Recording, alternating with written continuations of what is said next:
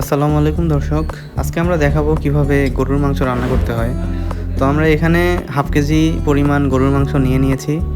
এরপর দেখুন গরুর মাংসে আমরা আদা বাটা, রসুন বাটা এবং জিরা বাটা দিয়ে দিচ্ছি 2 টেবিল চামচের মতো।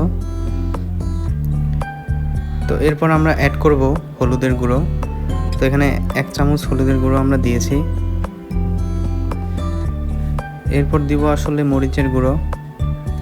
তো মরিচের গুঁড়ো আমরা এখানে 2 টেবিল চামচ ইউজ করতেছি, কারণ রঙটা আসার জন্য আসলে দরকার। এরপর আমরা এখানে প্রয়োজন মতো লবণ দিয়ে নিচ্ছি এবং কিছু গরম মশলা অ্যাড করতেছি। এরপর 2টি তেজপাতা দিয়ে দিলাম এখানে এবং 3-4টি শুকনো মরিচ। দুঃখিত দর্শক, এখানে কাঁচা মরিচ আমরা ইউজ করছি। এবং শেষে আমরা এখানে 3টে পেঁয়াজ কুচি করে নিয়েছিলাম, তো সেই পেঁয়াজ কুচিগুলো অ্যাড করতেছি। তো এরপর আমরা এটাতে রাঁধুনি রেডিমিক্স গরুর মাংসের মশলা অ্যাড করব। তো এখানে পরিমাণ মতো আমরা অ্যাড করে নিচ্ছি রেডিমিক্স মশলাটি।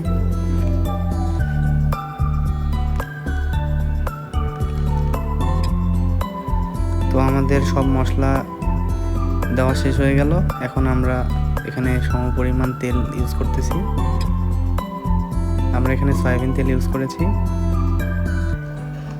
এরপর আমরা আসলে এই মশলাগুলো ভালোভাবে মাংসে মাখিয়ে নেব। তো দর্শক, আপনারা এখানে ভালোভাবে মাংসটি মাখিয়ে নেবেন, কারণ এই মাখানোর উপর যথেষ্ট স্বাদ নির্ভর করে আসলে। তো দেখুন আমরা এখানে ভালোভাবে মাংসটি মাখিয়ে নিয়েছি। তো মাংসটি মাখিয়ে নেওয়ার পর এই অবস্থা দেখুন দর্শক। তো এখন আমরা এখানে কিছু ঠান্ডা পানি অ্যাড করব। তো আসলে আমরা এটাতে প্রেসারে দিব আর কি। প্রেসারে আমরা এটাকে সিদ্ধ করে নিব। তো এই জন্য সামান্য কিছু পানি আমরা অ্যাড করলাম।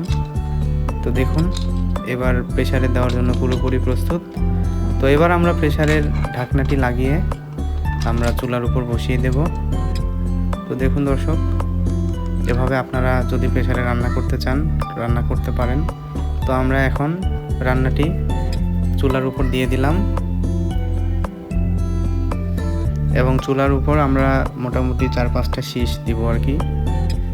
তো 4-5টা শীষ দেওয়ার পর আমরা নামিয়ে ফেলবো। তো দেখুন বন্ধুরা, এখন শীষ দিচ্ছে, এটা সম্ভবত 3 নম্বর শীষ। তো আর কয়েকটা শীষ দেওয়ার পর আমরা চুলা থেকে নামিয়ে ফেলবো। তো এখন শীষ দিচ্ছে দেখুন।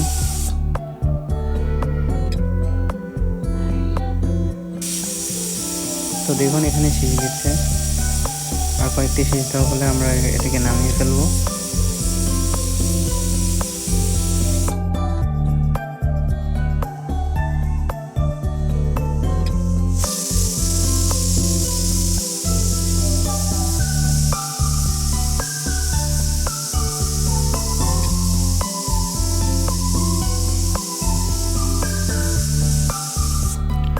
তো আমরা মোটামুটি 5-6টি শীষ দিয়েছি প্রেসার কুকারে। 5-6টি শীষ দেওয়ার পরে আমরা চুলা থেকে নামিয়ে ফেলছি।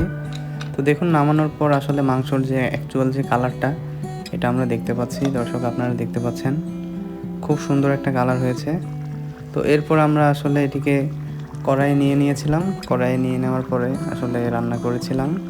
তো কড়াইয়ে নেওয়ার পর মোটামুটি আরও 15-20 মিনিট আমরা আসলে মধ্যম তাপে আমরা রান্না করেছিলাম। তো দেখুন রান্নার শেষ পর্যায়ে আমাদের মাংসটি কত সুন্দর হয়েছে দেখতে, কালারটি কত সুন্দর হয়েছে।